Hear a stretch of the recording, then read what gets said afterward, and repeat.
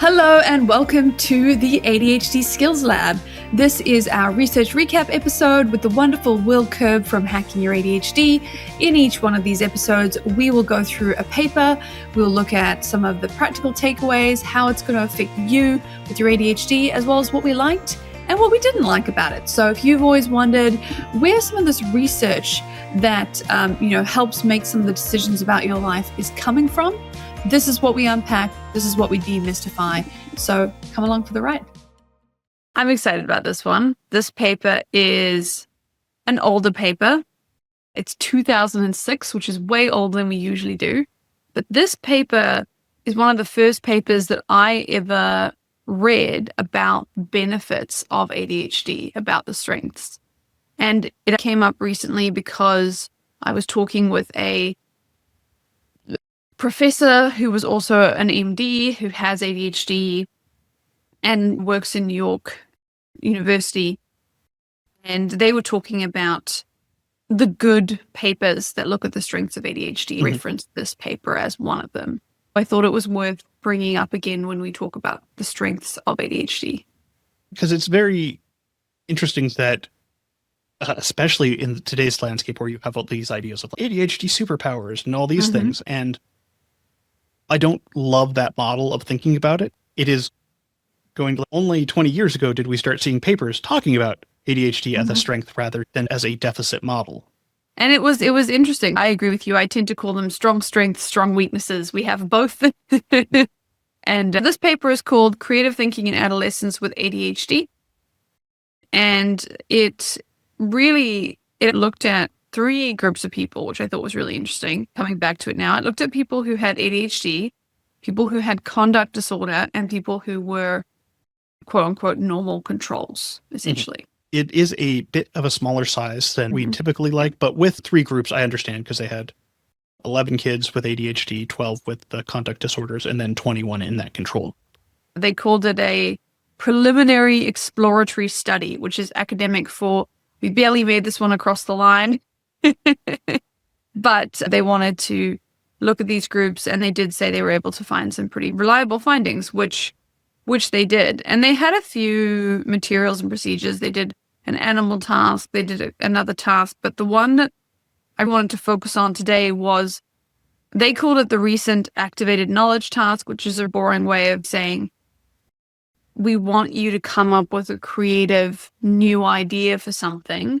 And we're going to show you a few examples of what other people have done in that area. In this case, it was a creative idea for a new toy.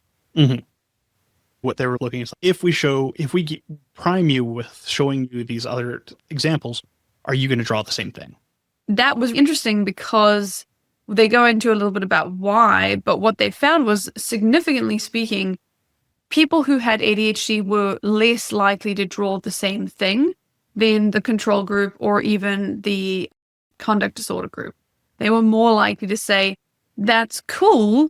Thank you for that example. I'm now going to do something 100% different. And it reminded me of the how many uses for a piece of string tests. Which it was one of the alternate use tests was one of the other tests. They just even more, let's see what you can come up. How broad can you go? And this paper was the first time I'd ever done what I now love to do, which is take a paper that isn't necessarily about this topic, but glean from it what we can about ADHD and how we work. Because what they're essentially saying, what they argued, was that there might be something in how our brains work where we don't really hold on to a lot of the new stuff. We have this short-term memory active contextual effects, they called it.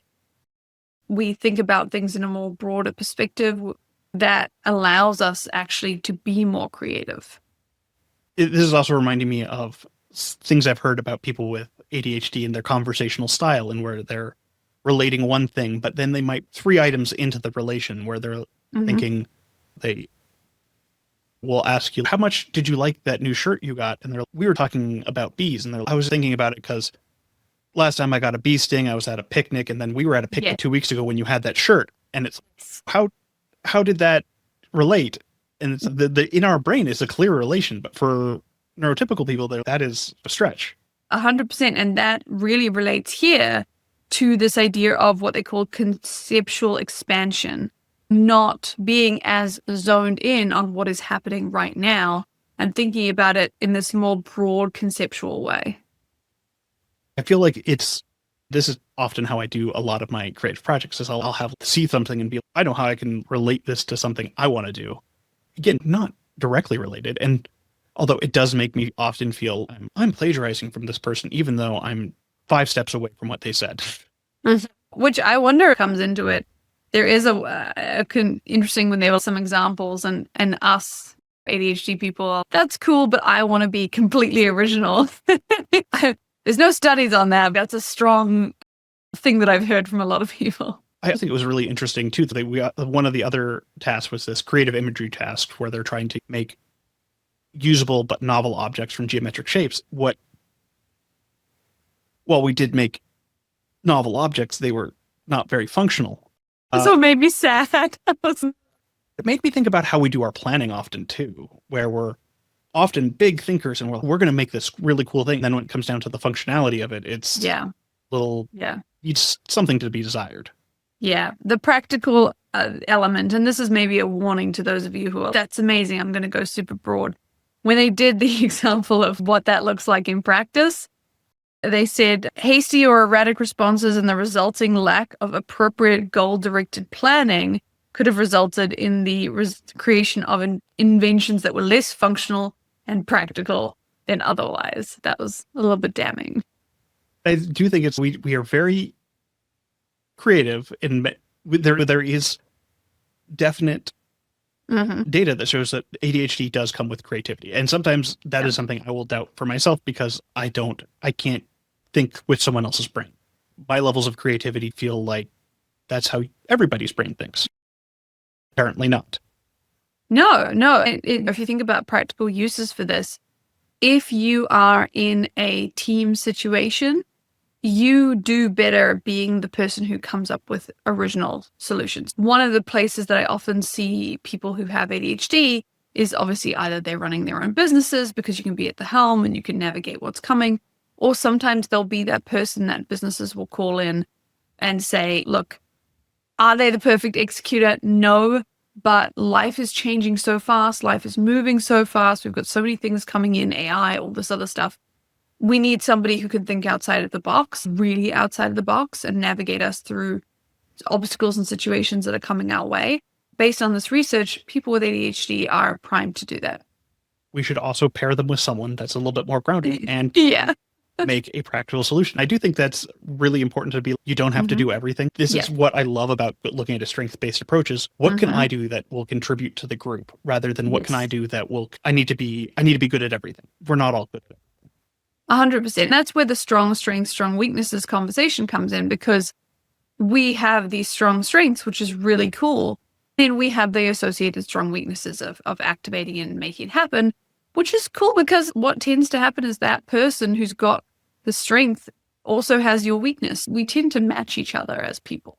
Every time I've worked with other people on doing these things, I feel like either of us doing this individually would not have anywhere close to having as good of a result.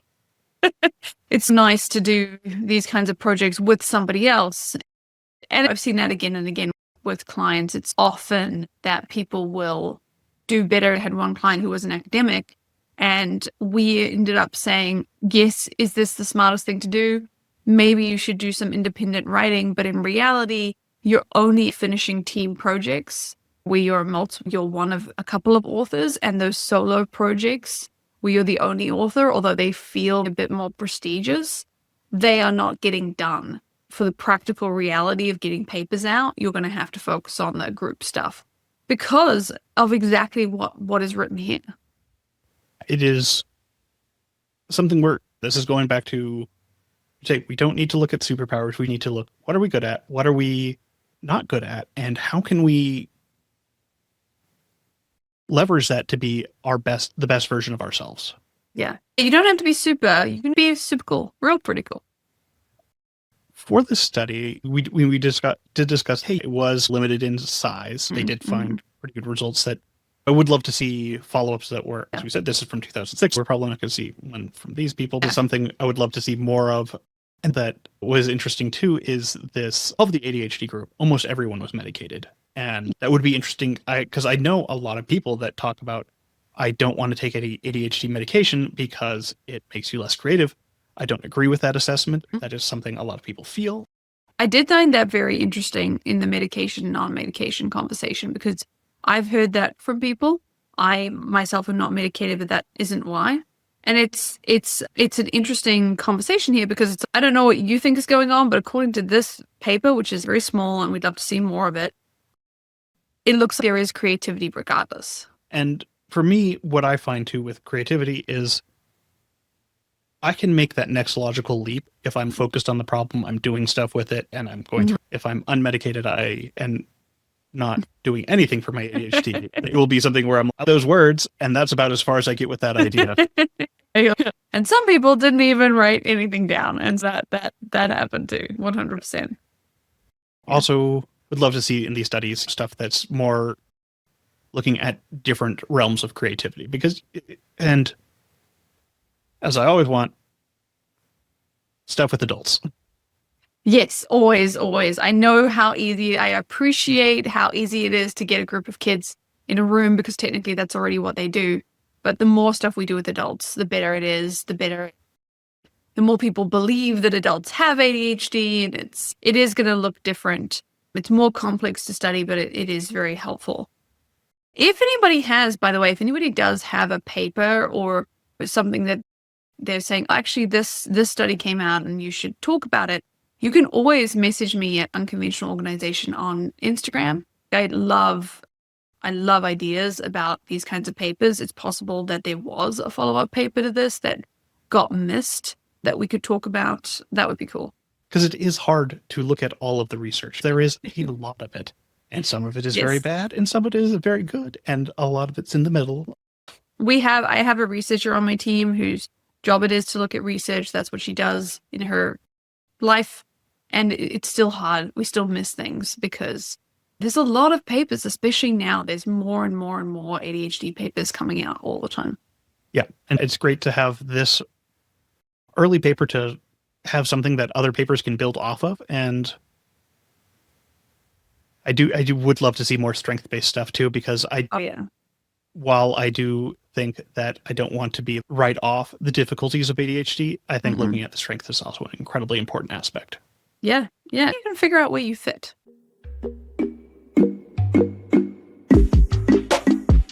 Hello. So you were just listening to a research recap. I'm Skye Waterson of Unconventional Organization. If you like that, there's lots more information about ADHD and support for you at unconventionalorganization.com.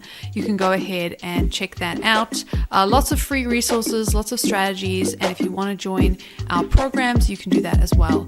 And we'll see you there, Unconventional Organization.